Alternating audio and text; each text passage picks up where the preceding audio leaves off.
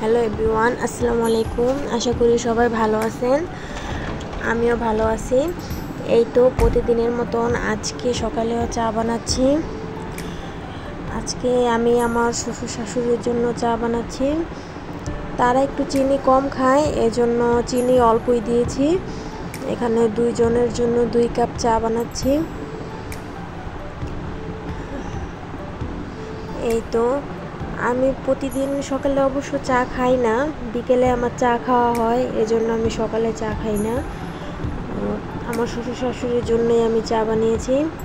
এখন চাটা বানানো হয়ে গেলে আমি তাদেরকে দিয়ে আসবো। আর দুপুরের জন্য আমি এখানে পেঁয়াজ কুচি, টমেটো কুচি, মরিচ, রসুন কেটে নিয়েছি। আর এখানে করলা, আলু কেটে রেখেছি, ভাজি করব। আর এখানে পাঙ্গাস মাছ ভালোভাবে ধুয়ে নিয়েছি, পাঙ্গাস মাছ ভুনা করব পেঁয়াজ দিয়ে। আর ডাল বসিয়ে দিয়েছি, এই তো আমার ডালটা রান্না হচ্ছে। আর এখানে চিংড়ি মাছ আছে, করলা দিয়ে ভাজি করব। আমার মেয়েকে আমি সকালে একটা ডিম সেদ্ধ দিয়েছি, ও খায় না, শুধু দুষ্টুমি করে, এই যে ফালাইতেছে। এখানে আমার ডাল রান্নাটা হয়ে গেছে, আমি চালতা দিয়ে ডাল রান্না করেছি। আর এখানে পাঙ্গাস মাছ হলুদ ফাঁকি আর লবণ দিয়ে মেখে নিয়েছি, এখন এগুলাকে ভেজে নেব। এই তো আমি এখানে একটা একটা করে দিয়ে দিচ্ছি, মাছগুলা ভালোভাবে ভেজে নিচ্ছি।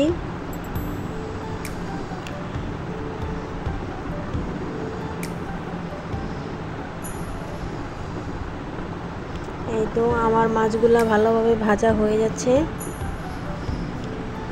আমি এক পিঠ উল্টিয়ে দিয়েছি, এখন আমি মাছগুলা উঠিয়ে নেব। মাছগুলো আমার ভাজা হয়ে গেছে, এখন আমি ওই তেলেই পেঁয়াজ কুচি দেব। পেঁয়াজ কুচি দিয়ে কিছুক্ষণ লাড়াচাড়া করে এটাকে রান্না করে নেব। এখন আমি এখানে 1 চামচ আদা বাটা, 1 চামচ হলুদ ফাঁকি, 1 চামচ মরিচ ফাঁকি আর লবণ দিয়ে দেব। দিয়ে এখন একটু লাড়াচাড়া করে নেব। আর সাথে সামান্য একটু পরিমাণে পানি দিয়ে দেব, যাতে নিচে লেগে না যায়, মশলাগুলো ভালোভাবে কষানো হয়। এই তো এখানে আমি একটু পানি দিয়েছি, এখন আমি মশলাটাকে ভালোভাবে কষিয়ে নেব। ভালোভাবে কষানো হয়ে গেছে, এখন আমি এখানে টমেটো কুচি দিয়ে দিয়েছি।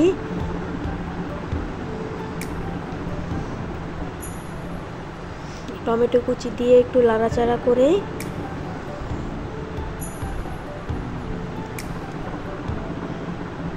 একটু কষিয়ে নেব ভালো করে। এই তো আমার মশলাগুলো কষানো হচ্ছে, তেল ছেড়ে দিয়েছে, এই যে উপরে তেল ভেসে উঠেছে।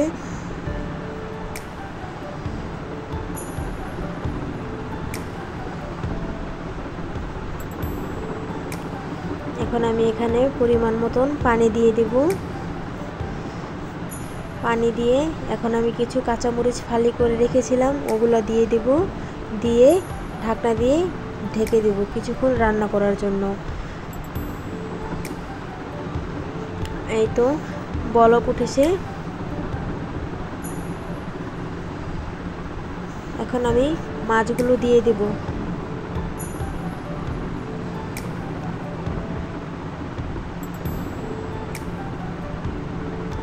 মাছগুলো দিয়ে কিছুক্ষণ রান্না করে নেব। এই তো আমার রান্না প্রায় শেষের দিকে, আমার রান্নাটা হয়ে গেছে। এখন আমি একটা পাত্রে ঢেলে নিয়েছি। এই তো আমার মাছ রান্নাটা হয়ে গেছে। এখন আমি আলু দিয়ে করলা ভাজিটা করে নেব, এজন্য আমি এখানে কিছু চিংড়ি মাছ রেখেছি। এখন চিংড়ি মাছগুলো ফ্রাই প্যানে দিয়ে দেব। চিংড়ি মাছগুলো একটু ভাজা হলে আমি এখানে পেঁয়াজ কুচি আর মরিচ কুচি দিয়ে দেব। দিয়ে একটু ভালোভাবে ভেজে নিয়ে এখন কেটে রাখা, ধুয়ে রাখা ওই করলা আর আলু দিয়ে দেব। দিয়ে একটু লবণ দিয়ে দেব আর অল্প একটু হলুদ ফাঁকি দিয়ে দেব। এখন সব কিছু ভালোভাবে একটু নেড়ে দেব।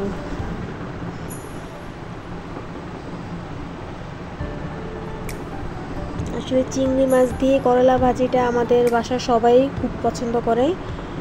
আর এভাবে রান্না করলে করলাটা তিতে হয় না। আমি এভাবেই রান্না করি। এই তো আমার করলাটা ভাজা ভাজা হয়ে যাচ্ছে। এখন আমি করলা ভাজিটা নামিয়ে নেব। আমার করলা ভাজিটা হয়ে গেছে। এই তো আজকে দুপুরের মেনু। পেঁয়াজ দিয়ে পাঙ্গাস মাছ ভুনা করেছি টমেটো দিয়ে, আর চালতা দিয়ে ডাল রান্না করেছি, আর করলা ভাজি। আর বিকেলবেলা আমার ননদ একটু পায়েস রান্না করেছিল, ওটা আমরা সবাই খেয়ে নিয়েছি। তারপর একটু চা খেয়েছি। এই তো চা খাওয়ার পরে এখন রাত্রে আমার হাজব্যান্ড, এটা কি ফল বলে আমি পুরোপুরি শিওর বলতে পারবো না, আপনারা যদি কেউ জানেন তাহলে আমাকে কমেন্টে অবশ্যই বললেন।